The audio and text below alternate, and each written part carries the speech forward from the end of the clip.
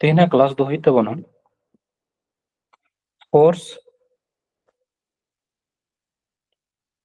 Force माने दो हुई कना से बल ओ सेखाने निউটনস लॉ ऑफ मोशन माने निউटन रना गति सम्पर्के जहां सूत्र एम कना ओना को बारेते डिटेल्स नासना बन बाड़ाय एक्चुअली माने ताहले चे हुई कना निউটনস लॉ ऑफ मोशन मेनते दो चे बन बुझदा जे निউটन रना गति सूत्र जहां निউটन ना गति सूत्र एक्चुअली निউটन ना गति सूत्र मेना कदा पेया ताहले नो नो क्वेश्चन हिजुत ताहेना जे निউটन ना जहां गति सूत्र ओना दो तीना साल रे पब्लिश कान ताहेना ताहले ओना दो पब्लिश कान ताहेना 1687 साल रे ताहले आर मिटन नोडे खना ए क्वेश्चन हिजुत ताहेना जे ओका बोय रे पब्लिश कान ताहेना प्रथम दो ताहले निউটन रना जहां बोय ताहे काना ओना दो हुयुग काना मैथमेटिकल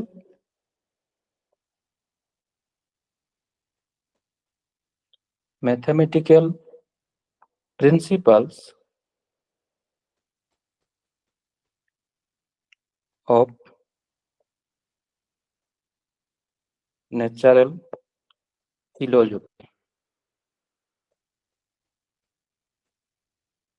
ताहले किंबा नोआ दो शॉर्ट ते आरो को मेता थाना प्रिंसिपिया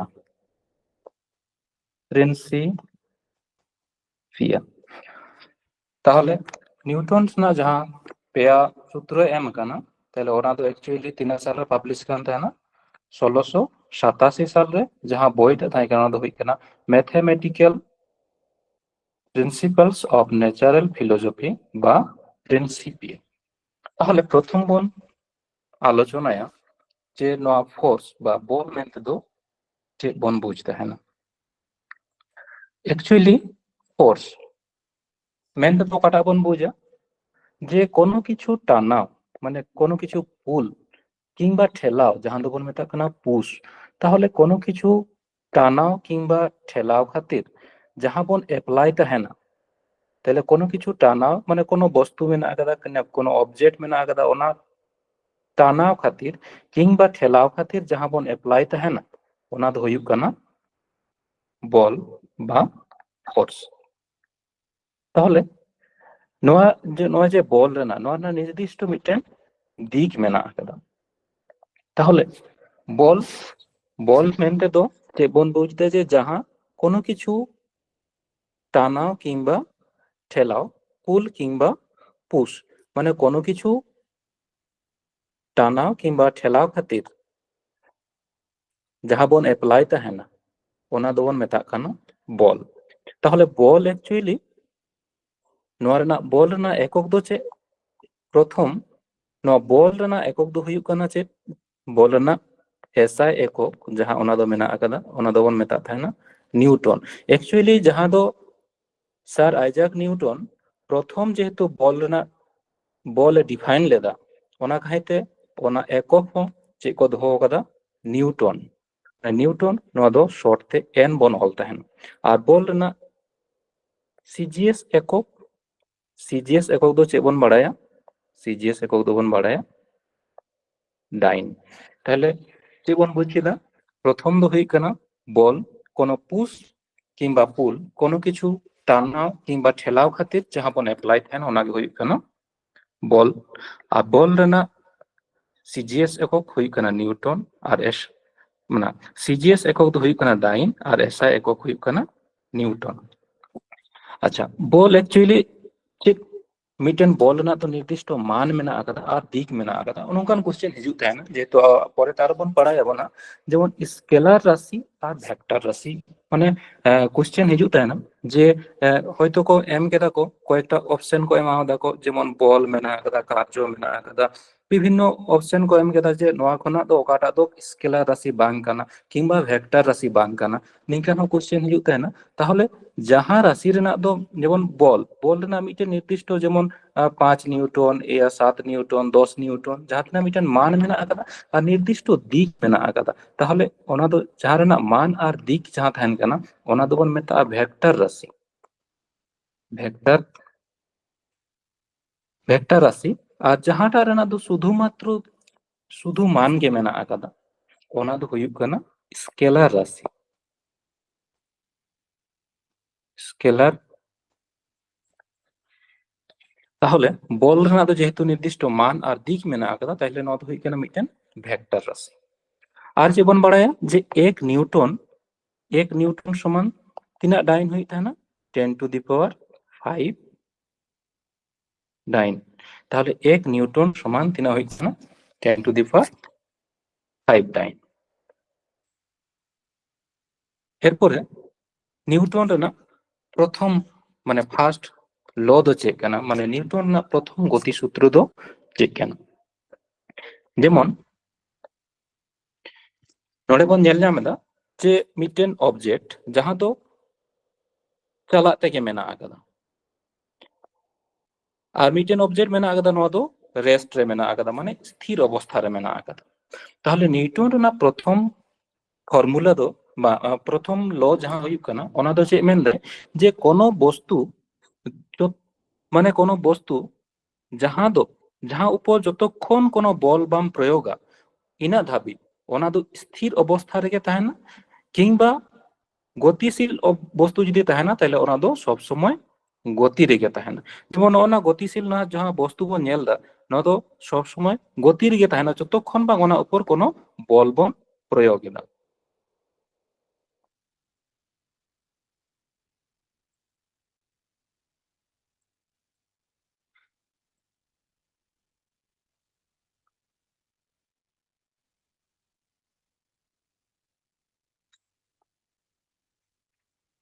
তাহলে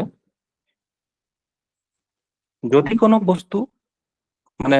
যদি কোনো অবজেক্ট রেগে যতক্ষণ মানে স্থির বস্তু চিরকাল স্থির অবস্থায় তাহেনা আর গতিশীল বস্তু তো সব সময় গতি রেগে তাহেনা যেমন নোডে মিটেন ফুটবল মেনায় কাদেয়া নুই ফুটবল উপর যতক্ষণ কোনো বল বাম প্রয়োগা ততক্ষণ নুই ফুটবল তো নড়ে গে তাহেনা তারপরে যে যদি বল এম প্রয়োগ কেদা তাহলে বল প্রয়োগ পরে তো উনি তো গতিশীল রেগে তাহেনা যতক্ষণ উনি উপর কোনো বাইরের খনা যদি কোনো বল বাং প্রয়োগা তাহলে উনি তো উনা ধাবি গে गतिशील रेगे ताहेने अच्छा बुझ दाड़े केदा बन चिंग मेन हसोयदा मिकटी बन रेस्पॉन्स ना होय गंके बुझ ठीक তাহলে প্রথম যাহা ল ওনা দো মানে ফার্স্ট ল যাহা হইনা তাহলে ওনা দো কোন বস্তু মানে গতিশীল বস্তু তো চিরকাল গতি রেগে সরল রেখা চিরকাল গতি রেগে তাহেনা কিংবা কোন বস্তু দো রেস্ট রেগে তাহেনা যতক্ষণ উনি উপর কোন বল বাং প্রয়োগ ঠিক আচ্ছা नोआ दो मिटन जहां बन मेता कना लॉ ऑफ इनर्शिया हको मेता कना नो दो ना न्यूटन ना फर्स्ट लॉ दो को मेता कना लॉ ऑफ इनर्शिया इनर्शिया मेनते दो चे बन बुझा इनर्शिया मेनते दो बन बुझा जाड्डो इनर्शिया मेनते दो चे बन मेता कना जाड्डो जाड्डो दो चे अच्छा इनर्शिया इनर्शिया मेनते दो चे बन बुझा नोआ दो को मेता कना जाड्डो अच्छा जाड्डो मेनते दो काटा बन बुझा जे कोनो वस्तु गे যদি কোনো স্থির অবস্থায় মেনা আকাদা তাহলে তো স্থির গে তাহেন কানা যাহা নরনা যাহা প্রবণতা যাহা যাহা টেন্ডেন্সি ওনা তো হুই কানা স্থির গে তাহেন কিংবা গতি যদি কোনো বস্তু মানে গতি রে মেনা আকাদা তাহলে খান তো ওনা তো গতি রে গে তাহেন ওনা গে হুই কানা ওনা নো যা ওনা দো কোন মেতা কানা যে ইনারসিয়া তাহলে নদে তাহলে কোনো বস্তু রে না যাহা টেন্ডেন্সি তাহেন কানা টেন্ডেন্সি মানে উনিয়া মানে मिटेन दो जहां बन मेता जदि सहज ते बन मेता माने अडी ढीट गया आर की ढीट मेन दो जे जहां दो आजम के बा आजम माने जहां अवस्था रे मेनाय कदे ओना अवस्था रे तहन केन ओने ओना जहां अवस्था ओना दो बन मेता काना एक्चुअली इनर्शिया ताहले इनर्शिया तो एक्चुअली तीना प्रकार माने टाइप तो तीना रकम मेना आकादा इनर्शिया बा जाड्डो रेना टाइप दो तीना मेना आकादा जेमन ইনার্সিয়া অফ রেস্ট মানে নওয়া ᱫᱚᱠᱚ ᱢᱮᱛᱟᱜ ᱠᱟᱱᱟ স্থিতি জাড্য। স্থিতি স্থিতি জাড্য। ইনার্সিয়া অফ মোশন মানে নওয়া ᱫᱚᱠᱚ ᱢᱮᱛᱟᱜ ᱠᱟᱱᱟ গতি জাড্য।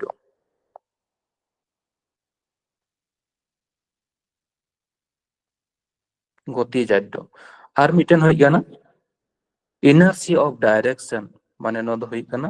দিকের জাড্য। তাহলে ইনার্সিয়া অ্যাকচুয়ালি যদি কোনো স্থির বস্তু মেনায় কাদা কোনো স্থির অবজেক্ট মেনায় তাহলে উনি তো সব সময় স্থির গে তাহেন রেনাᱜ চেষ্টাᱭᱮᱫᱟ। তাহলে ওনা রেনাᱜ টেন্ডেন্সি ᱫᱚ ᱪᱮᱫ ᱠᱟᱱ ᱛᱟᱭᱟ ᱡᱮ ᱵᱟᱝ ᱛᱚ স্থির তাহেন রেনাᱜ চেষ্টাᱭᱮᱫᱟ। আর যখন কোনো অবজেক্ট কোনো বস্তু যদি গতি রে মেনায় কাদা তাহলে তো উনি গতি রেগে তাহেন রেনাᱜ চেষ্টাᱭᱮᱫᱟ। আচ্ছা, আর ডাইরেকশন যাহা ᱦᱩᱭᱩᱜ ᱠᱟᱱᱟ মানে ইনার্সিয়া অফ ডাইরেকশন কোনো দিক রেনাᱜ ᱪᱟᱞᱟᱜ ᱨᱮᱱᱟᱜ চেষ্টাᱭᱮᱫᱟ ᱠᱷᱟᱱ ᱫᱚ ᱩᱱᱤ ᱫᱚ ᱚᱱᱟ দিক রেগে সব সময় চালাক রেনাᱜ চেষ্টায়। যেমন আরো ᱚᱱᱟ ᱨᱮᱱᱟᱜ এক্সাম্পল ᱵᱚᱱ ᱧᱮᱞ ᱟᱵᱚᱱ ᱦᱟᱸᱜ ᱱᱚᱰᱮ। ᱱᱚᱣᱟ ᱫᱚ ᱡᱟᱦᱟᱸ ᱵᱚᱱ ᱢᱮᱛᱟᱜ ᱠᱟᱱᱟ ইনার্সিয়া অফ রেস্ট বা স্থিতি জাড্য। নওয়া ᱫᱚ ᱪᱮᱫ ᱠᱟᱱᱟ স্থিতি জাড্য। স্থিতি জাড্য। স্থিতি জাড্য মেনতে ᱫᱚ ᱪᱮᱫ ᱵᱚᱱ ᱵᱩᱡ ᱮᱫᱟ যে যখন কোনো বস্তু স্থির তাহেন রেনাᱜ গে চেষ্টাᱭᱮᱫᱟ। যখন কোনো বস্তু যে স্থির তাহেন রেনাᱜ চেষ্টাᱭᱮᱫᱟ যাহা অবস্থা রে মেনায় কাদে ওনা অবস্থা রেগে তাহেন রেনাᱜ চেষ্টাᱭᱮᱫᱟ ওনা গᱮᱵᱚᱱ ᱢᱮᱛᱟᱜ ᱠᱟᱱᱟ স্থিতি জাড্য। মনে করো নয় লাং যাহা পিকচার ᱧᱮᱞᱚᱜ ᱠᱟᱱᱟ ᱱᱚᱰᱮ ᱢᱤᱫᱴᱮᱱ গ্লাস ᱢᱮᱱᱟᱜ ᱟᱠᱟᱫᱟ, গ্লাস ᱪᱮᱛᱟᱱ ᱨᱮ ᱢᱤᱫᱴᱮᱱ ᱠᱟর্ডᱵᱳর্ড ᱚᱱᱟ ᱪᱮᱛᱟᱱ ᱨᱮ ᱢᱤᱫᱴᱮᱱ ᱠᱚয়েন ᱫᱚᱦᱚ ᱢᱮᱱᱟᱜ ᱟᱠᱟᱫᱟ। তাহলে যখন গে নুই ᱚᱱᱟ কার্ডবোর্ড চেতান রে ফোর্স এপ্লাই ᱮᱫᱟ তাহলে খান চিকাᱜ কানা তাহলে কার্ডবোর্ড ᱫᱚ ᱞᱟᱦᱟ ᱥᱮᱱ ᱪᱟᱞᱟᱜ ᱠᱟᱱᱟ আর ᱱᱚᱣᱟ ᱪᱮᱛᱟᱱ ᱨᱮ ᱡᱟᱦᱟᱸ ᱠᱚয়েন ᱛᱟᱦᱮᱸ ᱠᱟᱱᱟ ᱚᱱᱟ ᱫᱚ ᱞᱟᱛᱟᱨ ᱨᱮ মানে গ্লাস ভিতরে রে ᱧᱩᱨᱦᱟᱭᱮᱱᱟ। তাহলে যাহা রেগে বল এপ্লাই ᱫᱟ ᱚᱱᱟ ᱨᱮᱜᱮ অ্যাকচুয়ালি বল ᱫᱚ ᱚᱱᱟ ᱨᱮᱜᱮ লাগাᱜ ᱠᱟᱱᱟ। আর যাহা নওয়া যেমন নওয়া কয়েন চেতান রে তো কোনো বল বা এপ্লাই কাত তাহেনা তাহলে ওনা দো সব সময় স্থির তাহেন রেনাᱜ গে চেষ্টাᱭᱮᱫ তাহেন। তাহলে ওনা খাইতে ওনা কয়েন দো লাতার রে ওনা গ্লাস রেগে ᱧᱩᱨᱦᱟᱭᱮᱱᱟ। তারপরে যেমন মেনা আকাদা নোডে সেকেন্ড এক্সাম্পল যাহা এম হই কানা তাহলে নোডে মিটেন ওনা তার মেনা আকাদা ওনা চেতান রে চে মেনা আছে মিটেন ব্ল্যাঙ্কেট। ওনা ব্ল্যাঙ্কেট দো চিকায়দা নয় না ঠেঙ্গাতে ডাল দেয়। তাহলে খান দো নয় যখন দাল দা তাহলে দালে খান দো না বল দো ওকার এপ্লাইও কানা না ব্ল্যাঙ্কেট ওনা কম্বল চেতান রে বল দো এপ্লাইও কানা। তাহলে খান দো ওনা কম্বল ভিতর যাহা কো ধুলা বালি যাহা লাগাও তাহে কানা ওনা রে তো বাং এপ্লাইও কানা তাইলে খান দো ওনা দো সব সময় রেস্ট রেগে তাহেন রেনাᱜ চেষ্টাᱭᱮᱫᱟ। তাহলে ওনা খাইতে ওনা ধুলা বালি যাহা তিনাᱜ তাহে কানা ওনা কদো লাতার সেন ᱧᱩᱨᱦᱟᱜ কানা। ঠিক গিয়া? তারপরে যেমন নয় যেমন আদি জায়গা রেগে নিতো ডিঢাড়ি যাহা বিলিগ কানা হ্যাঁ যেমন দারে যদি বন হিলাও লেখান চিকাᱜ তাহেনা ওনা কদো ᱧᱩᱨᱦᱟᱜ তাহেনা। তাহলে যাহা রেগে বল বন এপ্লাই দা যেমন দারে রেবন এপ্লাই দা তাহলে খান তো দারে কিংবা ডায়েট রেবন এপ্লাই দা খান তো ওনা তো লাহা সেন চালাক কানা আর ওনা ডায়েট রে যাহা তিনাᱜ গে জো মেনাᱜᱼᱟ সাকাম মেনাᱜᱼᱟ ওনা কদো রেস্ট রে তাহেন রেনাᱜ চেষ্টাᱭᱮᱫᱟ। তাহলে ওনা কাহিতে ওনা কদো চিকাᱜ কানা ধীরে ধীরে তে ᱧᱩᱨᱦᱟᱜ তাহেনা লাতার সেন। তাহলে তাহলে স্থিতি জাড্য ᱫᱚ ওনা বন মেতাᱜ কানা যে যাহা দো সব সময় রেস্ট রেগে তাহেন রেনাᱜ চেষ্টাᱭᱮᱫᱟ। আরো বিভিন্ন রকম এক্সাম্পল হই দাড়েয়াᱜᱼᱟ যেমন মিমিটা ᱦᱚᱸ ᱱᱚᱝᱠᱟ টেবিল রে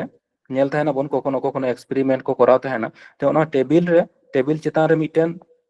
যে কোনো লুগড়ি দᱚᱦᱚ কেদা ওনা চেতান রে বিভিন্ন জিনিস ইয়া গ্লাস কো দᱚᱦᱚ কাতে ওনা শুধু লুগড়ি কে বন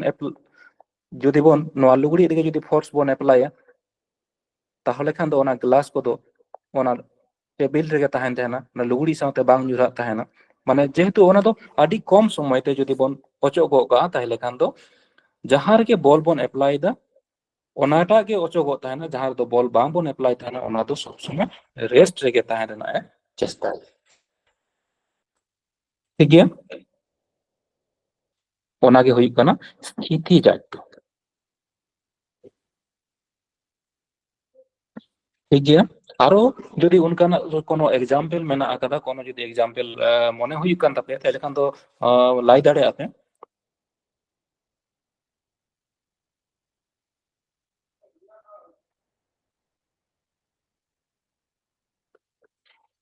আচ্ছা, তারপরে হই কেনা ইনার্সিয়া অফ মোশন, মানে হই কেনা গতিজাড্য। গতি জাড্য, গতিজাড্য ᱵᱷᱟᱥᱟ ᱨᱮᱫᱚ ᱟᱥᱟ ᱠᱚᱨᱤ ᱥᱟᱱᱟᱢ ᱜᱮᱵᱚᱱ ᱫᱮᱡ ᱟᱠᱟᱱᱟ᱾ ᱛᱟᱦᱚᱞᱮ ᱠᱷᱟᱱ ᱧᱮᱞ ᱛᱟᱦᱮᱱᱟᱵᱚᱱ ᱡᱮ ᱡᱚᱠᱷᱚᱱ ᱠᱳᱱᱳ ᱵᱟᱥ গতি রে মেনা আকাদা, মানে যখন কোনো বাস চালাক কানা তাহলে খান দো হঠাৎ যখন ব্রেক তাহেনা তাহলে খান বন চেদ বন ñel তাহেনা আবোয়াগ যাহা হড়মো রেনাᱜ যাহা চেতান অংশ মেনা আকাদা তাহলে ওনা দো লাহা সেন গে মানে লাহা সেন চালাও গদᱚᱜ তাহেনা। মেনখান চেদা হুᱭᱩᱜ তাহেনা অনকা দো যেমন নয় যেমন বাস সাথে আবো যাহা লাতার অংশ যাহা হড়মো রেনাᱜ যাহা লাতার অংশ ওনা দো বাস সাথে অ্যাটাচ রে মেনা আকাদা। তাহলে খান বাস যখন গে বন্ধ কানা, বাস যখন ব্রেক এদা তাহলে খান দো স্থির হিজুগ কানা, তাহলে ওনা সাথে আবোয়াগ হড়মো রেনাᱜ লাতার অংশ হᱚᱸ চিকাᱜ কানা স্থির রে তাহেন রেনাᱜ চেষ্টায়। কিন্তু ওই যে হড়মো রেনাᱜ চেতান অংশ যাহাটা তাহেন কানা ওনা দো যেহেতু মোশন রে তাহে কানা, বাস যেহেতু গতি রে তাহে কানা তাহলে ওনা হᱚᱸ ওনা চেতান অংশ হᱚᱸ সব সময় গতি রেগে তাহেন তাহেনা। ওনা খাইতে চিকাᱜ তাহেনা যে আবো দো যখন গে বাস ব্রেক তাহেনা ওর দো চেতান লাহা সেন আᱹᱰᱤ ᱵᱚᱱ ঝুঁকাᱜ তাহেনা। কিংবা হানা যাহা স্থিতি জাড্য রে বন ñel কেদা যখন গে কোনো বাস যদি স্থির তাহেনা, মনে করো যে কোনো বাস মানে স্থিতি জাড্য রে যদি কোনো বাস স্থির মেনা আকাদা হঠাৎ যদি স্পিড হয় তাহলে বন চেদ বন ñel তাহেনা যে তায়ᱚᱢ ᱥᱮᱱ ᱵᱚᱱ ঝুঁকাᱜ তাহেনা। চেদা যে ওনা দো যখন মোশন রে হিজুগ কানা তাহলে জাঙ্গা ওনা বাস সাথে যে হড়মো রেনাᱜ লাতার অংশ হᱚᱸ মোশন রে হিজুগ কানা, বাট চেতান অংশ দো জাহাं তাহেন কান তাবোনা হড়মো রেনাᱜ ওনা দো রেস্ট রেগে তাহেন ᱨᱮᱱᱟᱜ চেষ্টাᱭ ᱫᱟ, ওনাতে তায়ᱚᱢ ᱥᱮᱱ ᱵᱚᱱ ঝুঁকাᱜ তাহেনা।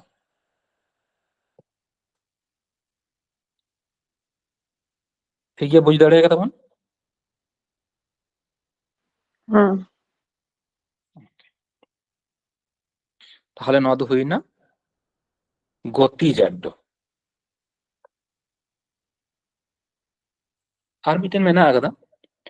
ইনার্সিয়া অফ ডাইরেকশন বা দিকের জাড্য। ইনার্সিয়া অফ ডাইরেকশন বা দিকের জাড্য নয় যেমন ওনা মিটেন কার যখন গে কোনো অনকান কার মানে অনকান কোনো জায়গা যাহা দো আচুরু হুᱭᱩᱜ তায়া ওন্ডে দো বন ñel তাহেনা যে যাহা তিনা স্পিড তে চালাক কান তাহেনায় কিংবা আবো গে যখন সাইকেল কিংবা বাইক তেবন চালাক তাহেনা কোনো নংকান যদি বাঁকা ডাহার রেবন চিকায় তাহেনা বন যাহা স্পিড তেবন চালাক তাহেনা ওনা স্পিড দো বাংগে তাহেনা নিশ্চয় থোড়া গান হবন কম তাহেনা বন। যেমন নই কার যাহা মেনা আকাদা ওনা দো সোজে চালাক ᱨᱮᱱᱟᱜ চেষ্টায় তাহেন, তাহলে কার সব সময় নোয়া সোজে যেহেতু মিটেন দিক মানে নোয়া যাহা রাস্তা মেনা আকাদা ওনা রাস্তাতে হিজুগ কানা তাহলে ওনা সোজে চালাক ᱨᱮᱱᱟᱜ চেষ্টায়। তারপরে নোয়া যে আচুর হুᱭᱩᱜ কান তায়া তাহলে ওনা যে আচুরᱚᱜ কানায় তাহলে আচুর সাথে যেমন নোডে বন যদি কার রে বন তাহেনা তাহলে খান চিকা হুᱭᱩᱜ কানা যে ওনা কার সাথে আবোয়াগ যাহা জাঙ্গার মানে হড়মো ᱨᱮᱱᱟᱜ যাহা লাতার অংশ জাঙ্গা দো এটাচ রে মেনা আকাদা তাহলে খান দো ওনা দো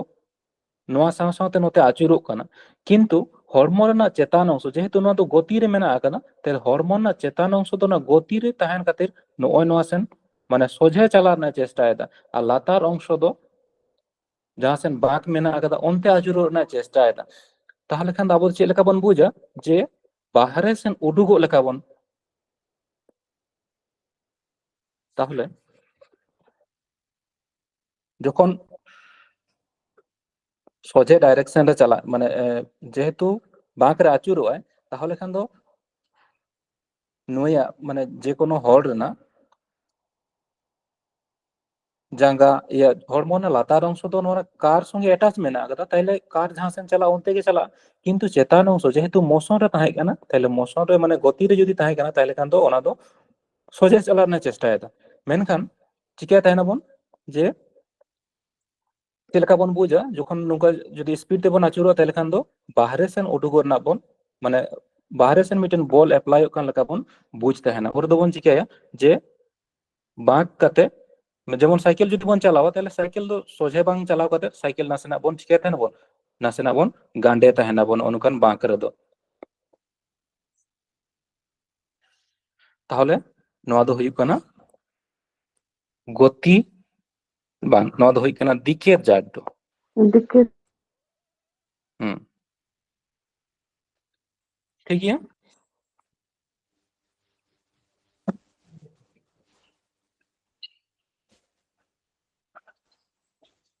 আচ্ছা তারপরে মিটেন জিনিস হিজুᱜ ᱠᱟᱱᱟ ᱡᱟᱦᱟᱸ ᱫᱚᱵᱚᱱ ᱢᱮᱛᱟᱜ ᱠᱟᱱᱟ মোমেন্টাম বা মোমেন্টাম ᱫᱚ ᱪᱮᱫ ᱠᱚ ᱢᱮᱛᱟᱜ ᱠᱟᱱᱟ ভরবেগ মোমেন্টাম ᱫᱚ ᱪᱮᱫ ᱵᱚᱱ ᱢᱮᱛᱟᱜ ᱠᱟᱱᱟ ᱱᱚᱣᱟ ᱫᱚᱵᱚᱱ ᱢᱮᱛᱟᱜ ᱠᱟᱱᱟ ভর বেগ আচ্ছা হঠাৎ করে ভর বেগ ᱫᱚ ᱪᱮᱫᱟᱜ ᱵᱚᱱ ᱦᱮᱡ ᱮᱱᱟ যখন গে ᱟᱵᱚ ᱱᱤউᱴᱚᱱ ᱨᱮᱱᱟᱜ সেকেন্ড ল বন নিউটন ᱨᱮᱱᱟᱜ সেকেন্ড ল যখন গে বাড়ায় মানে যখন গেবন মানে নিউটন ᱨᱮᱱᱟᱜ সেকেন্ড ল যখন বন বাড়ায় ᱧᱟᱢᱟ মানে যখন বন কেউ মেতা কানা যে নিউটন ᱨᱮᱱᱟᱜ সেকেন্ড ল বাড়ায় খাতির মোমেন্টাম রেনাᱜ মিᱫᱴᱮᱱ কনসেপ্ট হিজুᱜ ᱠᱟᱱᱟ তাহলে খান ওনা খাইতে মোমেন্টাম কিংবা ভরবেগ তো চেদ কো মেতা কানা ওনা লাহাতে বন বাড়ায় লাগি তাহলে ভরবেগ মানে তো হুᱭᱩᱜ ᱠᱟᱱᱟ ভরবেগ মেনতে তো চেদ বন মেতা কানা ভর ভর মানে মাস আর বেগ বেগ মানে হুᱭᱩᱜ ᱠᱟᱱᱟ ভেলোসিটি তাহলে ভর আর বেগ রেনাᱜ গুণফল গে অ্যাকচুয়ালি তো হুᱭᱩᱜ ᱠᱟᱱᱟ ভরবেগ তাহলে না ভরবেগ তো অ্যাকচুয়ালি না পি তেবন চিহ্নিত তাহেনা তাহলে পি সমান যে হুᱭᱩᱜᱼᱟ ভর আর বেগ রেনাᱜ গুণফল মানে ভর অ্যাকচুয়ালি ভর তো চেদ তেবন চিহ্নিত তাহেনা স্মল এম তে আর বেগ তো হুᱭᱩᱜ ᱠᱟᱱᱟ ভি তে তাহলে ভরবেগ মানে ভর ইনটু বেগ তাহলে নদ হুᱭᱩᱜ ᱠᱟᱱᱟ এম ইনটু ভি তাহলে ভরবেগ সমান যে হুᱭᱩᱜ ᱠᱟᱱᱟ ভরবেগ দো অ্যাকচুয়ালি যে কেনা যে ভর আর বেগ রেনাᱜ যাহা গুণফল ওনাকে কো মেতাগ কানা ভরবেগ তাহলে ভরবেগ অ্যাকচুয়ালি দো নদা মিটেন যে রাশি কানা নদা মিটেন ভেক্টর রাশি কানা যেমন বেগ বেগ দো অ্যাকচুয়ালি বেগ হুᱭᱩᱜ ᱠᱟᱱᱟ সরণ পরিবর্তনের হার যেহেতু তাহলে না বেগ মেনতে তো চেদ বন মেতাগ কানা তাহেনা যে সরণ পরিবর্তনের হার বেগ মানে হুᱭᱩᱜ ᱠᱟᱱᱟ সরণ পরিবর্তনের হার সরণ বাই সময় তাহলে তাহলে নোয়া সরণ রেনাᱜ মিটেন দিক মেনা আকাদা আর মিটেন মান মেনা আকাদা ওনা খাইতে নোয়া তো মিটেন ভেক্টর রাশি যেহেতু ভর ইনটু বেগ তাহলে নোয়া হো মিটেন ভেক্টর রাশি তাহলে ভরবেগ হো মিটেন চে রাশি কেনা ভেক্টর রাশি কেনা তাহলে ভরবেগ রেনাᱜ যদি একক বন নেলা ভরবেগ রেনাᱜ যদি একক বন নেলা তাহলে একক দো চে হুᱭᱩᱜᱼᱟ তাহলে ভর রেনাᱜ একক দো চে বন বাড়ায়া ভর রেনাᱜ একক গ্রাম মানে সিজিএস একক হুᱭᱩᱜ ᱠᱟᱱᱟ গ্রাম কিংবা যদি বন নেলা এসআই একক তাহলে হুᱭᱩᱜ ᱠᱟᱱᱟ কিলোগ্রাম আর বেগ রেনাᱜ একক দো চে হুᱭᱩᱜ ᱠᱟᱱᱟ মিটার পার সেকেন্ড তাহলে ভরবেগ রেনাᱜ একক দো চে হুই তাহেনা যে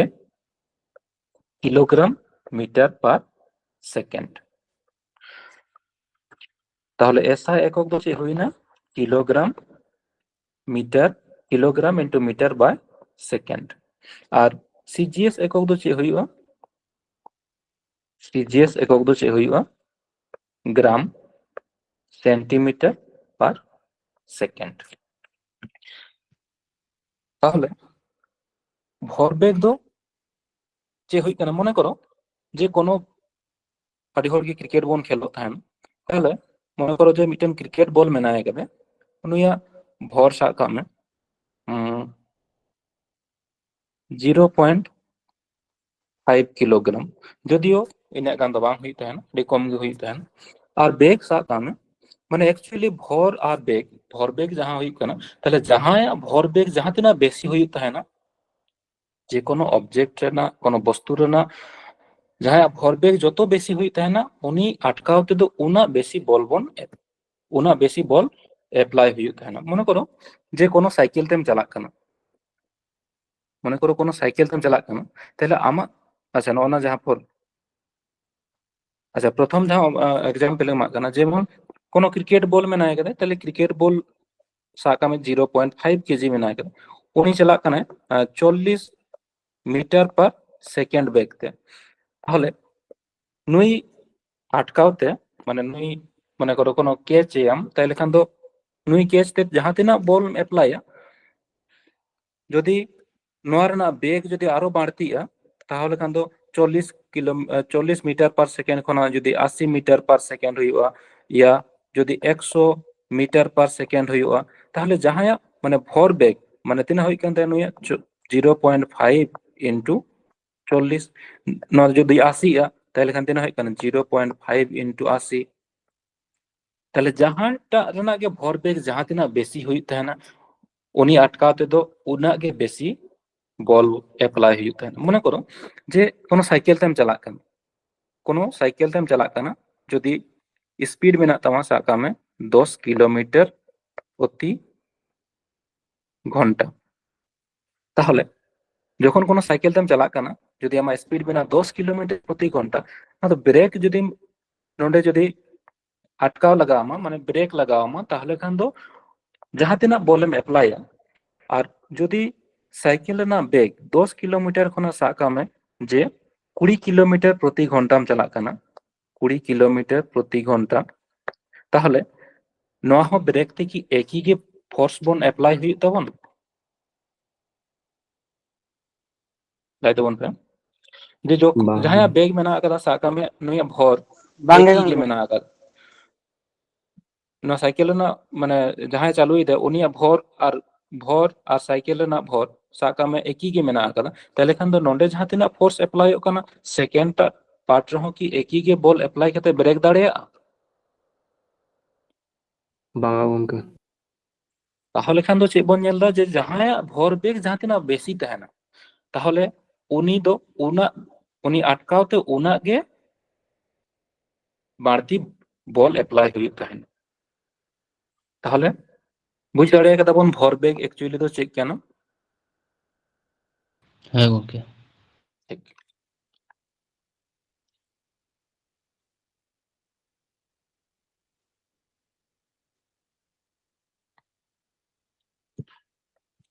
তাহলে নিউটন ᱨᱮᱱᱟᱜ সেকেন্ড ল ᱡᱟᱦᱟᱸ ᱢᱮᱱᱫᱟᱭ তাহলে ওনা ᱫᱚ ᱪᱮᱫ ᱠᱟᱱᱟ যে বল আচ্ছা নয় নেক্সট বন ডিসকাস নিউটন রেনাᱜ সেকেন্ড ল ᱫᱚ ᱪᱮᱫ ᱢᱮᱱᱫᱟᱭ যে আচ্ছা মনে করো কোনো বস্তু রেনাᱜ ভর মেনাᱜ ᱟᱠᱟᱫᱟ m কিলোগ্রাম হিসাবে কোনো বস্তু রেনাᱜ ভর m কিলোগ্রাম মেনাᱜ ᱟᱠᱟᱫᱟ আর স্পিড সাব কাগ মে স্পিড দো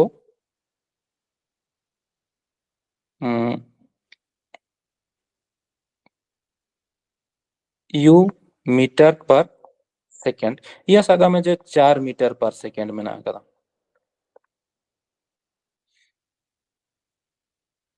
4 মিটার পার সেকেন্ড ভর হিসাবে যে m কিলোগ্রাম মেনাᱜ ᱟᱠᱟᱫᱟ আর নোয়া রেনাᱜ স্পিড মেনাᱜ ᱟᱠᱟᱫᱟ সাব কাগ মে 4 মিটার পার সেকেন্ড তাহলে নোনা বস্তু যদি বল বন এপ্লাই আবন নোয়া বস্তু রে যদি বল বন এপ্লাই বল যখন গেম এপ্লাই তাহলে খান নোয়া রেনাᱜ স্পিড হুᱭᱩᱜᱼᱟ মনে করো যে 4 মিটার পার সেকেন্ড তাহে কানা 4 মিটার পার সেকেন্ড খন হুইনা 10 মিটার পার সেকেন্ড তাহলে ভর দো একই গে মেনাᱜ ᱟᱠᱟᱫᱟ এই তো বাং কানা যে তাহলে তাহলে বেগ হুইনা 10 মিটার পার সেকেন্ড তাহলে নোয়া রেনাᱜ যাহা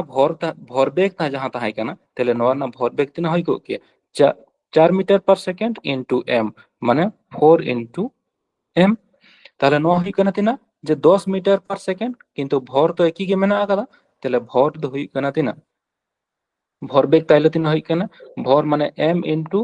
10 মানে 10m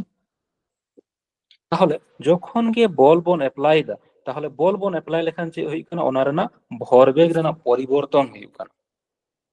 মনে করো নোয়া রে সময় সাব কাগ মে যে t সময় লাগাও কান তাহেনা তাহলে ভরবেগ পরিবর্তন মানে যখন গে বল বন অ্যাপ্লাই কেদা নয়া বস্তু চিতান রে যখন গে বল বন অ্যাপ্লাই কেদা তাহলে 4 মিটার পার সেকেন্ড কোন 10 মিটার পার সেকেন্ড হইনা তাহলে নিশ্চয়ই তো সঙ্গে সঙ্গে বাং যাতে যাতে নাকি নিশ্চয়ই কিছু সময় লাগাও কানা ওনা সময় তো বন সাব কেদা তিনা কানা টি সময় কেনা তাহলে খান দো তাহলে নয় 4 মিটার পার সেকেন্ড কোনা 10 মিটার পার সেকেন্ড হইক কানা তাহলে ওনা ভরবেগ পরিবর্তন লাগি যাতে না বন ফোর্স বন অ্যাপ্লাই তাহলে যে হইক কানা নয় যে তাহলে বন সায়দা যে ওনা এম ভর না কোনো বস্তু যদি প্রথম রে বেগ তাহেন কানা ইউ তাহলে টি সময় পরে এফ বল অ্যাপ্লাই কাতে টি সময় পরে নয়া সময় যদি টি সময় হইবা তাহলে ওনা এম ভর না বস্তু না বেগ যদি সাবা ভি হইনা তাহলে খান দো ভরবেগ পরিবর্তন না হার তিনা হইক কানা ওনা গেবন মেতা কানা বল তাহলে নড়ে খন নয় নয় যে তিনা গান বল বন অ্যাপ্লাই কেदा ওনা দे ची নয় নয় পরেতে যাহা ভরবেগ হইনা নয়লাম ভর তিনা কানা এম আর বেগ হইক কানা ভি তাহলে পরেতে মানে ফাইনালি বেগ হইনা ভরবেগ হইনা এম ইনটু ভি আর লাহাতে তিনা তাহে কানা ভরবেগ ভর হইক কানা এম আর বেগ ইং মেনদা যে ইউ মিটার পার সেকেন্ড যদি তাহে কানা তাহলে এম ইনটু ইউ তাহলে লাহাতে ভরবেগ তাহে কানা এম ইনটু ইউ পরে হইক কানা এম ইনটু ভি তাহলে নিউটন ᱨᱮᱱᱟᱜ সেকেন্ড ল ᱪᱮᱫ ᱢᱮᱱᱫᱟᱭ যে তিনাᱜ গান বল ᱮᱯᱞᱟᱭ ᱦᱩᱭᱩᱜ ᱠᱟᱱᱟ ᱚᱱᱟ ᱫᱚ ᱦᱩᱭᱩᱜ ᱠᱟᱱᱟ যে ভরবেগ পরিবর্তন ᱨᱮᱱᱟᱜ হার তাহলে ভরবেগ পরিবর্তন ᱨᱮᱱᱟᱜ হার মানে হইক কানা ভরবেগ তিনাᱜ পরিবর্তন হইক কানা m V minus M u মানে লাস্ট রে তিনাᱜ হইক কানা মাইনাস ফার্স্ট রে তিনাᱜ তাহে কানা ওনা ᱜᱮᱛᱚ হইক কানা ভরবেগ পরিবর্তন তিনাᱜ হইক কানা দবন মানে ফাইনালি তিনাᱜ হইক কানা আর এহᱚ রে তিনাᱜ তাহে কানা ওনা হইক কানা ভরবেগ রেᱱᱟᱜ পরিবর্তন আর হার যেহেতু মানে তিনাᱜ সময় লাগাও কানা ওনা গে কো মেতা কানা ভরবেগ পরিবর্তন রেᱱᱟᱜ হার তাহলে লাহাতে তিনাᱜ তাহে কানা ভরবেগ পরেতে তিনাᱜ হই কানা ওনা কোনা লাহাতে তিনাᱜ তাহে কানা যদি বন মাইনাসা তাহলে ওনা ভরবেগ তিনাᱜ পরিবর্তনᱚᱜ কানা আর যেহেতু হারে মেন কানা তাহলে খান তিনাᱜ সময় লাগাও কানা ওনাতে বন ভাগা তাহলে খান দো নডে কোনা এম আর এম যদি কমন বন হাতাওয়া তাহলে এম কমন তাহলে সারে এনা ভি মাইনাস ইউ বাই টি তাহলে v minus u by t v minus u by t actually ᱱᱚᱣᱟ ᱫᱚ ᱪᱮᱫ ᱦᱩᱭ ᱠᱟᱱᱟ ᱱᱚᱣᱟ ᱫᱚ ᱱᱟᱥᱮᱱᱟᱜ ᱞᱟᱦᱟ ᱵᱚᱱ ᱡᱮᱦᱮᱛু ᱵᱚᱱ ᱵᱟᱲᱟᱭ ᱟᱠᱟᱫᱟ ᱵᱚᱱ ᱦᱟᱸᱜ ᱧᱮᱞ ᱯᱮ যে বেগ পরিবর্তন মনে করো ভি কোনো বস্তু রেᱱᱟᱜ বেগ যদি ইউ তাহে কানা ইউ খনা ভি হুই কানা তাহলে বেগ পরিবর্তন না হার দো एक्चुअली চে বন মেতা থানা লাইমা বনা বেগ एक्सीलरेशन পরিবর্তন হ্যাঁ एक्सीलरेशन त्वरण ত্বরণ তাহলে বেগ পরিবর্তন রেᱱᱟᱜ হার যাহা মানে অ্যাসিলারেশন মানে হই কানা ভি মাইনাস ইউ বাই টি তাহলে F ইকুয়ালস টু চে বনল দাঁড়ায় F equals to M into A তাহলে নিউটন রেᱱᱟᱜ সেকেন্ড ল খনা দো চে বন নাম কেদা বল বল চে হই কানা যে M ইনটু A তাহলে বল তিনা অ্যাপ্লাই হই কানা ওনা দো হই কানা ওনা রেᱱᱟᱜ মানে যাহা তিনা বল অ্যাপ্লাইয়া ওনা রেᱱᱟᱜ অ্যাসিলারেশন ইনা গে বাড়তি হইও মনে করো কোনো যে কোনো মিটেন বস্তু মেনা কাদা মনে করো যে আডি মারাং বস্তু মিটেন মেনা কাদা ওনারে যদি আচ্ছা অ্যাসিলারেশন মানে চে অ্যাক্সেলারেশন মানে এ সমান চে হইবা एक्चुअली ए समान v minus u by t তাহলে এ সমান চে হই কানা আচ্ছা এ সমান তো নয় না হই না ভি মাইনাস ইউ বাই টি আর নডে নডে খনা নয় যাহা ফর্মুলা নয়া বন যাহা বন উডুক কেদা ওন্ডে খনা এ সমান চে হইবা এফ বাই এম ए समान f by m f by m তাহলে যাহা তিনাগ গে আচ্ছা एक्चुअली नोना लातार जहां तिना मारंग था ना लातार जहां तिना যদি নয় যদি মাস মানে ভর যদি মারাং था ना তাহলে ওনা রে দো আচ্ছা ওকাটা মনে করো মিটেন আডি মারাং বস্তু মেনা কাদা মনে করো আডি মারাং বস্তু মেনা কাদা মিটেন কাটি মারাং বস্তু মেনা কাদা মিটেন তাহলে ওকাটার রে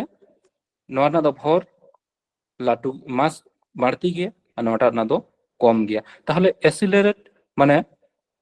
নোয়া রᱮᱱᱟᱜ ত্বরণ বাড়তি লাগি ওকাটার রে ᱫᱚ কম বল বন এপ্লাই লেখান গে বেশি ত্বরণ হুᱭᱩᱜᱼᱟ। নাসেᱱᱟᱜ বন লাই মাসে।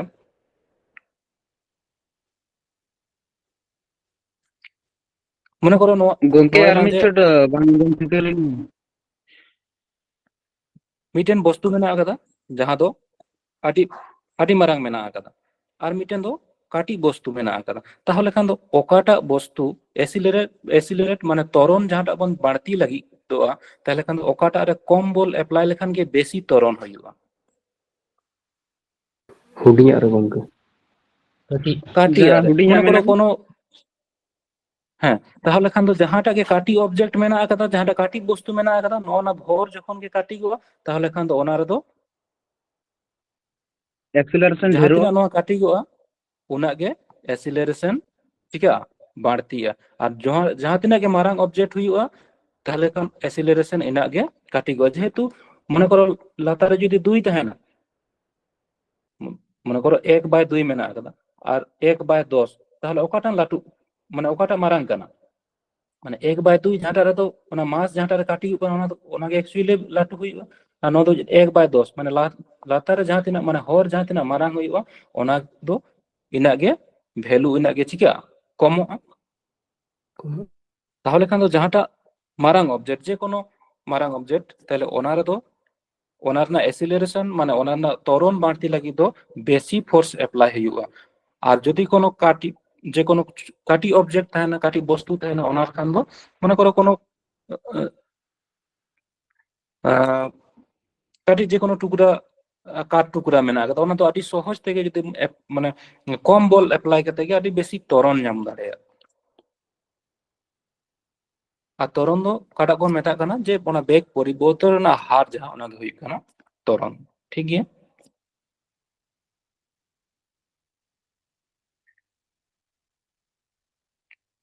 আচ্ছা তারপরে আচ্ছা বুঝ দাঁড়িয়ে কথা বন নাসেনা বন লাই মা। ওই হ্যাঁ গংকে ঠিক তাহলে নিউটন না ফার্স্ট লো হই না সেকেন্ড লো হই না আর থার্ড লো। তাহলে নিউটন না যাহা থার্ড লো মানে নিউটন না যাহা তৃতীয় সূত্র ওনা দো চে মেন দেয় যে প্রত্যেক অ্যাকশন রেনা সমান এবং বিপরীত প্রতিক্রিয়া মেনা আকাদা। প্রত্যেক action for every action there is equal and opposite reaction মানে প্রত্যেক অ্যাকশন রেনা মানে প্রত্যেক ক্রিয়ার সমান এবং বিপরীত প্রতিক্রিয়া আছে। যেমন নয়লাং যেমন কোনো বন্দুক মেনা আকাদা বন্দুক যখন গে লাহাসেন অ্যাকশন অকাশন হুᱭᱩᱜ কানা লাহাসেন কিন্তু ওনা সাও সাওতে মিটেন রিঅ্যাকশন বল ওনা রেনা অপোজিট সাইডে মিটেন রিঅ্যাকশন বল হয় কামি তাহেনা। তাহলে ওনা খাহিতে যখন গে বন্দুক তে গলি को আড়াক তাহেনা তাহলে খান তো ওনা বন্দুক তায়ন সেন हो মিটেন বল অ্যাপ্লাই তাহেনা যাহা কাতে তো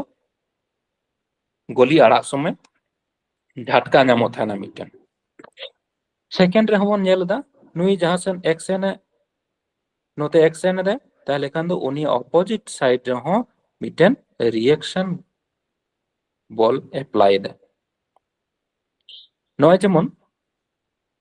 तृतीय अटार जहां मेना आगदा नय जेमन नौका खने आंगड़ुक कना ताहले नौका खने आंगड़ुक कना माने नौका ऊपर मिटेन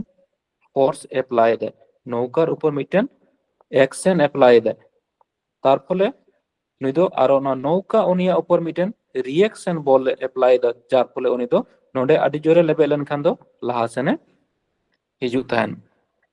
তাহলে প্রত্যেক ক্রিয়া রেনাগ গে সমান এবং বিপরীত মিটেন প্রতিক্রিয়া বল কাজ তাহেনা।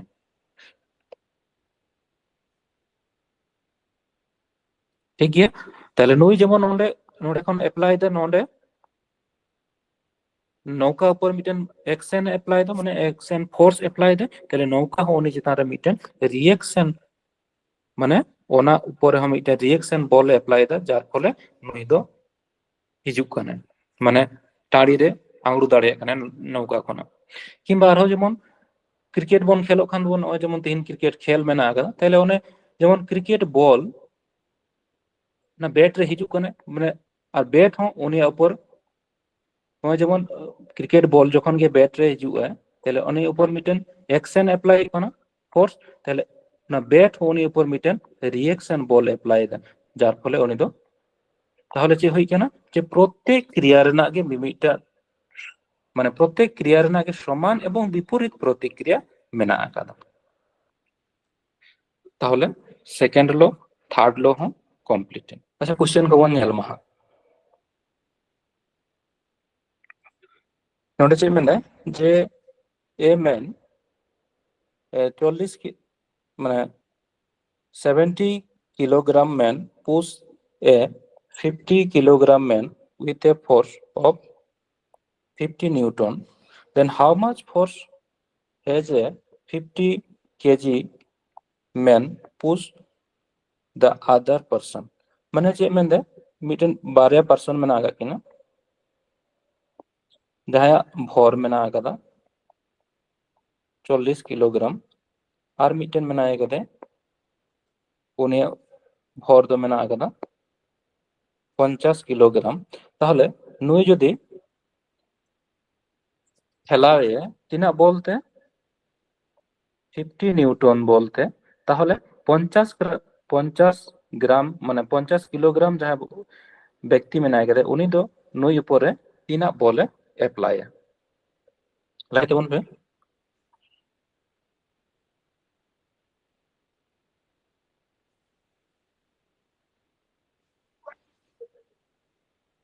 हेलो गंका आर मधा रिपीट बेन पसना एक्चुअली बारया बार हर मेना आगा किना मिटेन ना भर दो मेना आगा 70 किलोग्राम और मिटेन ना मेना आगा 50 किलोग्राम ताहले 70 किलोग्राम जहां हर मेना जहां व्यक्ति मेना गए उनी जदि 50 किलोग्राम भर रन व्यक्ति तिना बोलते फैलावे कने 50 নিউটন বলতে যদি 50 নিউটন বলতে ঠেলাওয়ে কানা তাহলে 50 কিলোগ্রাম যাহা ভর মেনা আগাদা উনি তো 70 কিলোগ্রাম রান যাহা ব্যক্তি মেনা আগাদা উনি উপর দো তিনা বলে অ্যাপ্লাইয়া 50 নিউটন 30 নিউটন 100 নিউটন से 60 নিউটন নিতো গবন নেল কাদা যে 30 न्यूटन माने जहां तिना नुई जहां तिना बॉल अप्लाई दा नुई ऊपर तले नुई हो इना गे बॉल अप्लाई नुई ऊपर तले इक्वल माने इक्वल और अपोजिट रिएक्शन माने नुई जहां तिना माने 70 किलोग्राम रना बॉल जहां माने 70 किलोग्राम रन व्यक्ति जहां तिना बॉल अप्लाई तो 50 किलोग्राम व्यक्ति ऊपर तले 50 किलोग्राम रन व्यक्ति हो नुई ऊपर दो तिना बॉल अप्लाई 50 নিউটন के बॉल अप्लाई नुई हो माने प्रत्येक गे समान और विपरीत फोर्स हुई माने समान गे हुईगा किंतु डायरेक्शन दो उनिया अपोजिट हुईगा ताहले उनी हो तिना নিউটন বলে अप्लाई उनी हो 50 নিউটন गे বল दो उनी ऊपर अप्लाई बुझ दाड़े एकदम होय गंके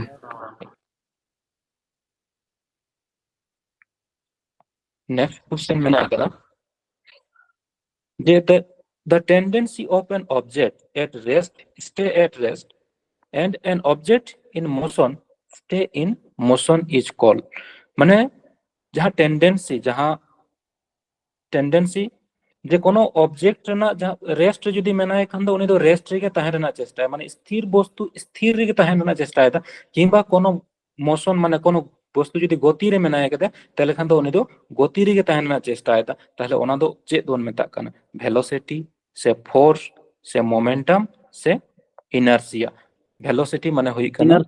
बेग फोर्स माने हुई कना बल आ नद हुई कना भर बेग आ नद हुई कना जाड्डो बा इनार्शिया ताहले ओकाटा हुईगा लाइट वन बे इनार्शिया बा जाड्डो माने ओना टेंडेंसी के बोन मेता कना जे स्थिर वस्तु चिरकाल स्थिर ताहेन रना जहां टेंडेंसी किंबा मोशन रे जहां ताहेन कना उनी तो मोशन रे के ताहेन रना जहां गतिशील वस्तु माने गतिशील रे के ताहेन रना जहां टेंडेंसी ओना दो बोन मेता कना इनार्शिया ठीक है ताहले नॉय मिटन प्रश्न मेना कना न जहां दो ग्रुप डी 2018 सेकेंड शिफ्ट है एक अंत है ना ठीक है ना যে when the cardboard placed on the glass tumbler in is flipped away with a finger, a coin placed on it fall in the glass.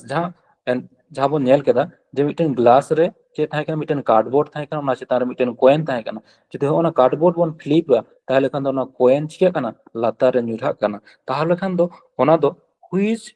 ball মানে which law define the above statement তাহলে ওকাটা নোডে দো ওকাটা define এতে যে principle of conservation of energy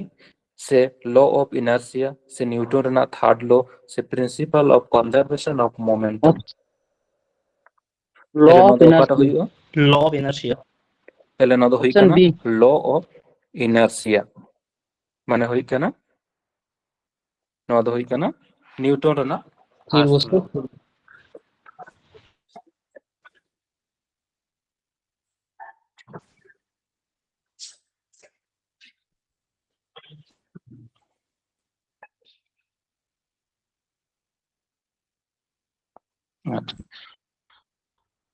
তারপরে question যে মেনা আকাদা যে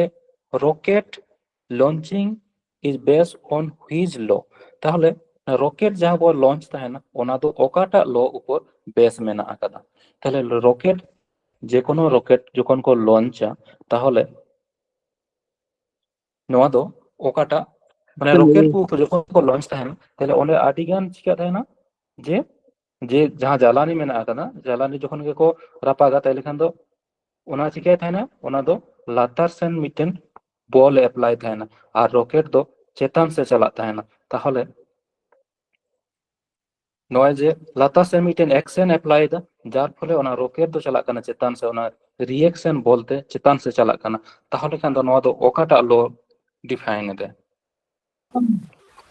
option A third law Newton रेना नवा दो हुई कना law of न्यूटन motion. रेना third low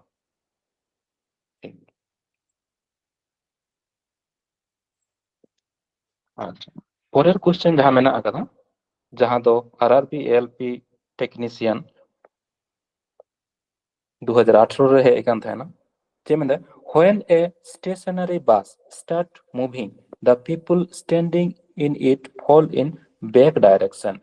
which of the following law explain this situation মানে जेमेंदा stationary মানে কোনো মিটেন যাহা বাস মেনা আকাদা ওনা দো স্থির অবস্থা রে তাহে কানা তাহলে খান নন্ডে রেন যাহা তিনা হড় মেনা আকা কো উনকু হু ওনা বাস সাও স্থির গে কো তাহে কানা তাহলে যখন গে ন হঠাৎ করে বাস গতিশীলক কানা তাহলে নুই দো মানে বাস চেতান রে যাহা তিনা প্যাসেঞ্জার को थाहे काना उनको तो लातार माने बैक डायरेक्शन को चिया काना को तले बैक डायरेक्शन सेन को चला काना को तले नोआ क्षेत्र दो न्यूटन रना ओकाटा लो काज माने ओकाटा सिचुएशन नो दो ओकाटा लोते एक्सप्लेन दे आरकी द्वितीय ओकाटा First law inertia kan. Newton Newton रना ओकाटा लो न्यूटन रना फास्ट लो ताई तो হ্যাঁ গঙ্কে নিউটন না ফার্স্ট ল মানে যখন স্থির থাকে না তাহলে পুরা বডি কে স্থির থাকে না তাহলে যখন গে স্টার্ট দেয় তাহলে যখন বাস স্টার্ট হবে না তাহলে খান দো বাস সাথে নোয়া যা অ্যাটাচ রে মেনা আগাতে মানে হরমোন লাতার অংশ অ্যাটাচ রে মেনা আগাতে তাহলে বাস সাথে নোয়া দো লাহা সেন চালাক কানা কিন্তু বডি দো বাস সাথে অ্যাটাচ বানো কাদা ওনা কইতে নোয়া দো সব সময় রেস্ট রে তাহেনা চেষ্টা দা তাহলে খান দো স্থির বস্তু মানে যাহাটাকে বল অ্যাপ্লাই কানা ওনাকে লাহাসেন চালাক কানা যাহা তো রেস্ট মেনা ওনা দো রেস্ট রে তাহেনা চেষ্টা দা তাহলে খান দো নোয়া দো ওকাটা লো হই কান নিউটন রে না প্রথম লো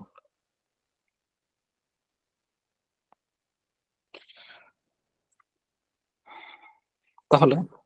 নোটা তো মেনদায় যে Newton law does not hold good for the particle মানে নিউটন না ওকা মানে নিউটন না ল যাহার দো মানে কাজ রে বাং হিজুত তাহেনা আর কি মানে নিউটন না ল মানে বাই কামি তাহেনা ওকাটা রে যে যাহার রেস্ট মেনা আকাদা মানে কোনো স্থির বস্তু রে সে মুভিং মানে গতিশীল কিন্তু slowly moving move with high velocity সে move with the velocity comparable to velocity of light তাহলে নিউটন ᱨᱮᱱᱟᱜ ᱡᱟᱦᱟᱸ ল ᱚᱱᱟ ᱫᱚ সব সময় অ্যাপ্লাইᱚᱜ ᱛᱟᱦᱮᱱᱟ যদি কোনো কনস্ট্যান্ট মাস মানে যদি নির্দিষ্ট কোনো ভর তাহেনা ওনা উপর গে কিংবা মানে ওনা স্মল পার্টিকেল রেদো কখনো মানে যদি কোনো কোনো পয়েন্ট অবজেক্ট মেনা আকাদা কিংবা জাহানা দো মাস চেঞ্জও তাহেনা গতি সাথে সাথে যদি কোনো মাস চেঞ্জও তাহেনা কোনো ভর যদি চেঞ্জও তাহলে ওনা করে দো নিউটন রেনাক নো ফার্স্ট ওনা নিউটন না ল দো বাই কাজ তাহেনা বাই কামি তাহেনা আর কি তাহলে নোয়া রেনাক দো অ্যানসার হইবা option D D answer D হইবা যে যদি কোনো অবজেক্ট মানে লাইট না ভেলোসিটিতে যদি চালাগᱼᱟ তাহলে খান ᱫᱚ ᱚᱱᱟ ᱠᱷᱮᱛᱨᱮ ᱨᱮᱫᱚ নিউটন ᱨᱮᱱᱟᱜ ᱞᱚ ᱠᱚ ᱵᱟᱝ ᱜᱨᱟᱡᱽᱡᱚᱜ ᱛᱟᱦᱮᱱᱟ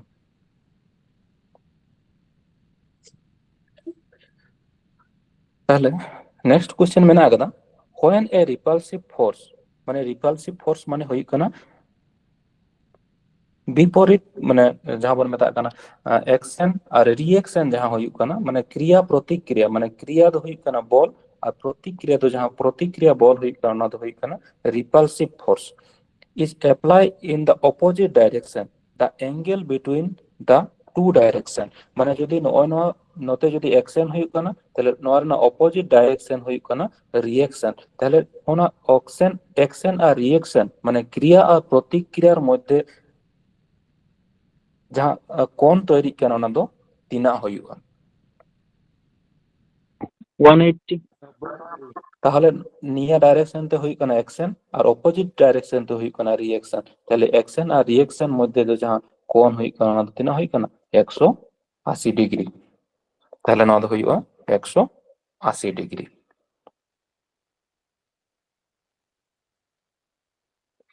তাহলে আর মিটন কোশ্চেন মেনা আকাদা যে যে ফোর্স মানে বল ইকুয়ালস টু ওকাটা হইও mass into acceleration mass into volume mass into pressure সে মাস ইনটু ভেলোসিটি মানে ভর into mass into option A mass into acceleration ঠিক তাহলে ভর ইনটু ত্বরণ তাহলে বল সমান নিউটন সেকেন্ড লো রে চে বন ñel keda বল সমান হই কানা m ইনটু a গঙ্কে মাস ইনটু ভেলোসিটি দো কাটানো মাস ইনটু ভেলোসিটি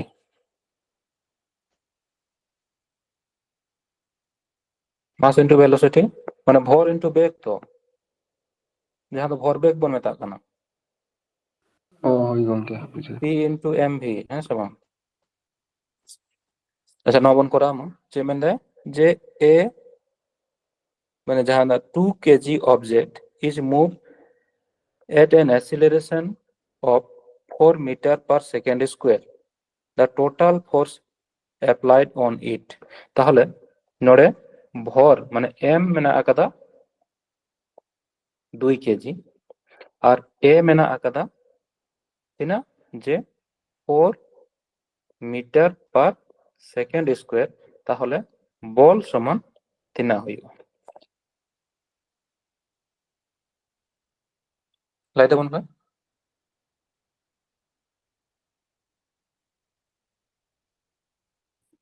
8 ᱦᱩᱭᱩᱜ ᱠᱟᱱᱟ ᱛᱚ ᱜᱚᱝᱠᱮ ᱞᱮᱠᱤᱱ 80 ᱢᱮᱱᱟᱜᱼᱟ ᱱᱚᱣᱟ ᱫᱚ 8.0 ᱠᱟᱱᱟ ᱱᱚᱣᱟ ᱫᱚ 8.0 80 ᱫᱚ ᱵᱟᱝ তাহলে অপশন ডি তে তিনাᱜ ᱠᱟᱱᱟ তাহলে তাহলে অপশন ডি ᱜᱮ ᱦᱩᱭᱩᱜᱼᱟ তাহলে অপশন ডি মানে f ইকুয়াল টু চেয়ে বন বাড়ায় m ইনটু a তাহলে m হইব কানা 2 ইনটু a হইব কানা 4 মানে 4 2 8 নিউটন তাহলে অপশন ডি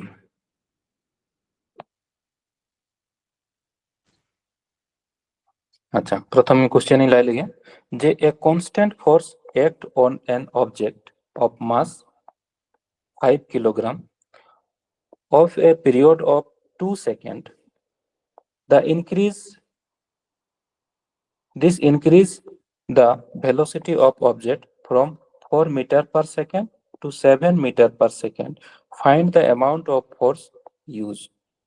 নড়ে যে মেন দেয় যে যাহা মিটেন বস্তু রেনা ভর m equals to 5 কেজি মেনা আকাদা তাহলে 2 সেকেন্ড পরে যে মেন দেয় অন্যান্য বেগ 4 মিটার পার সেকেন্ড খনা চিকায়না 7 মিটার পার সেকেন্ড হুইনা তাহলে খান দो तीना बॉल अप्लाई हुई केना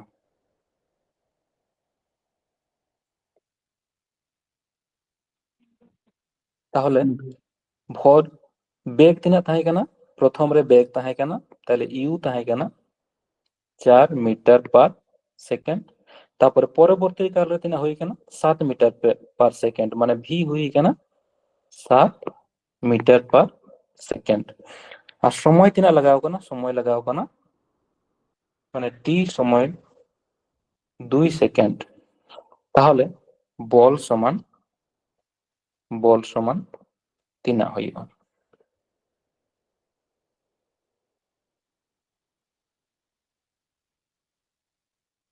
ऑप्शन सी गंके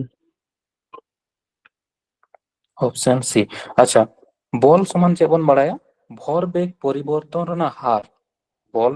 সেকেন্ড লো কোনা যেবন বাড়ায়া বল সমান যে হই কেন ভর বেগ পরিবর্তনের হারকে মানে ভরবেগ পরিবর্তন রনা হার তাহলে एफ समान m m into v minus u by t তাহলে এফ সমান v minus u by t নিয়ে গেল তাহলে বল মেন ভর মেনা আকাদা 5 আর V Mena আকাদা 7 7 minus 4 by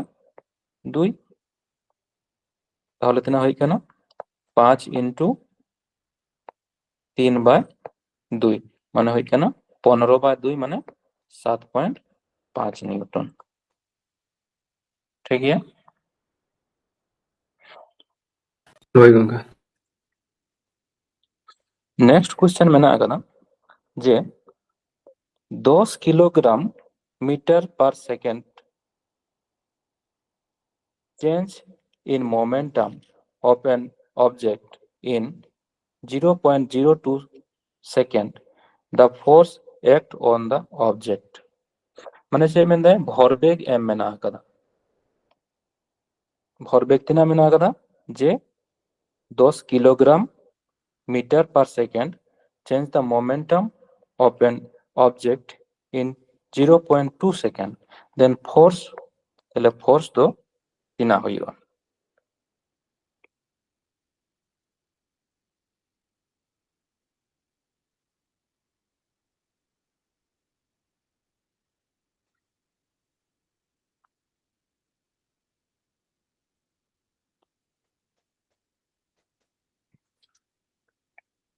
option C 500 से तो नहीं 500 न्यूटन ऑप्शन में ना आएगा 200 550 500 আর 100 নিউটন ঠিক আছে কোন টুকানো দাও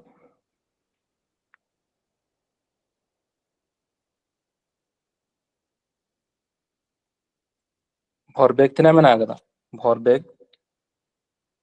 মানে এম পি সমান তিনা মেনা আগাদা এম ভি নদা তিনা হই কেন change in momentum at object in 0.02 second then force act on the object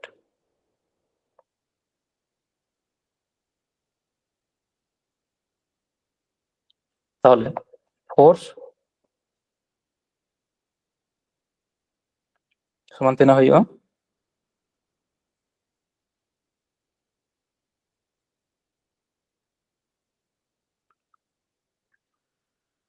F समान m into a m into a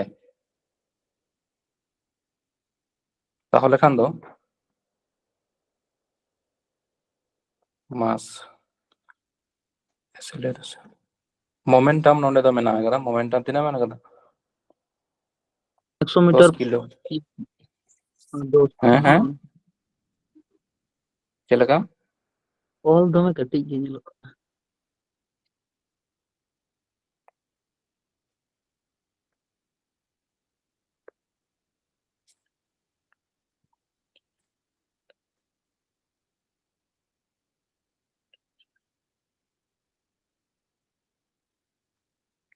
তাহলে যে মানে যে 10 kilogram metre per second square change in momentum of an object in 0.2 second 0.02 second then the force acting on the object is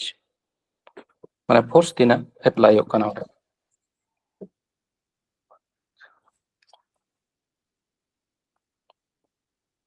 F equals to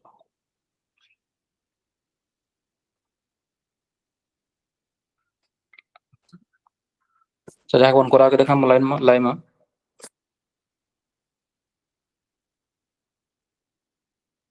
ᱡᱟᱦᱟᱸ ᱵᱚᱱ ᱠᱚᱨᱟᱣ ᱠᱟᱜ ᱠᱷᱟᱱ ᱵᱚᱱ ᱞᱟᱭ ᱢᱟ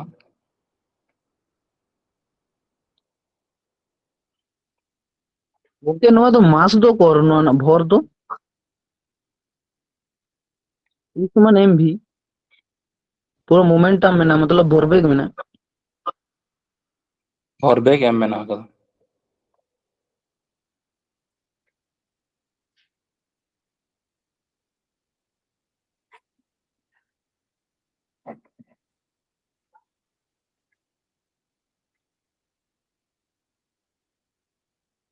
তাহলে বল সমান চেয়ে বন বাড়ায় যে ভরবেগ পরিবর্তন না হার হ্যাঁ সমান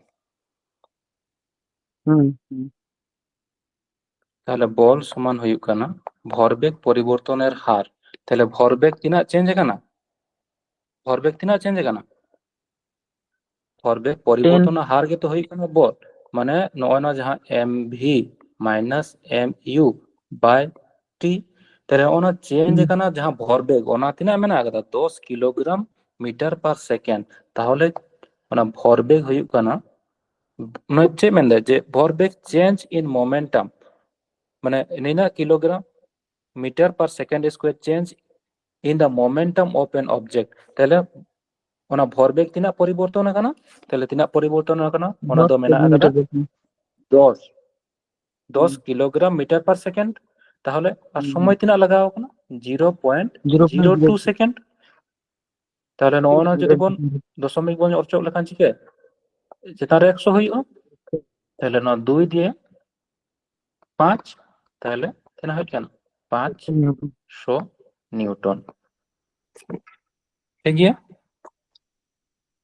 তাহলে ভরবেগ তিনা চেঞ্জ কানা ওনা নডে এম মেনা কাদা ভরবেগ চেঞ্জ কানা তিনা যে 10 কিলোগ্রাম মিটার পার সেকেন্ড তাহলে সময় তিনা লাগাও কানা 0.02 সেকেন্ড তাহলে ফোর্স তিনা হয় কানা তাহলে ফোর্স হয় কানা ভরবেগ পরিবর্তন রেনা হার তাহলে ভরবেগ বাই সময় তাহলে ভরবেগ 10 বাই 0.02 ঠিক গিয়া ठीक है তাহলে নেক্সট কোশ্চেন বঞ্জেল Calculate the acceleration produced when a force of 100 Newton is applied to an object of mass 50 kilogram. তাহলে যে মেনদে যে force calculate the acceleration produced when force মানে বল সমান তিনা মেনা আকাদা 100 নিউটন আর m সমান তিনা মেনা আকাদা যে 50 কেজি তাহলে ऑप्शन बी acceleration मीटर पर सेकंड তাহলে এ সমান তিনা হইও ওনা ওটু এম এনে দাও তাহলে এফ ऑप्शन बी সমান চেয়ে বন বাড়ায় मीटर पर सेकंड আচ্ছা অপশন বি বন মেন দেব তাহলে এ সমান চেয়ে হই থাকে না এফ বাই এম তাই তো তাহলে 100 বাই 50 মানে হই কেন 2 মিটার পার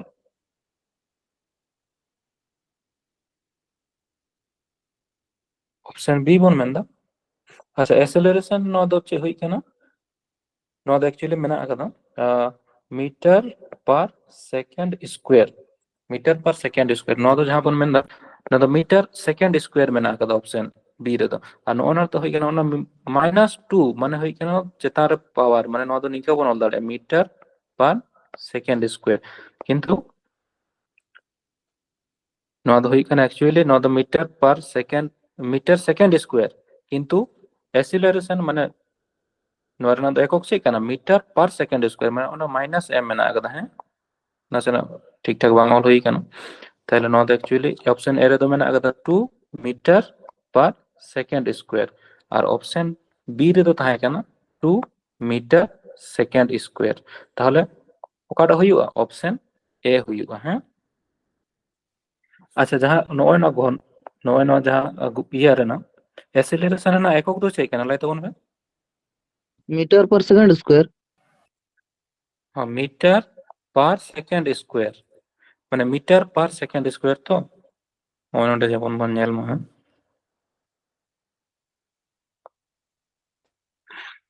नॉ द एक्चुअली ऑप्शन ए रे दो चे मेना आगदा 2 मीटर और नॉय सेकेंड स्क्वायर माने होय केना सेकेंड टू द पावर -2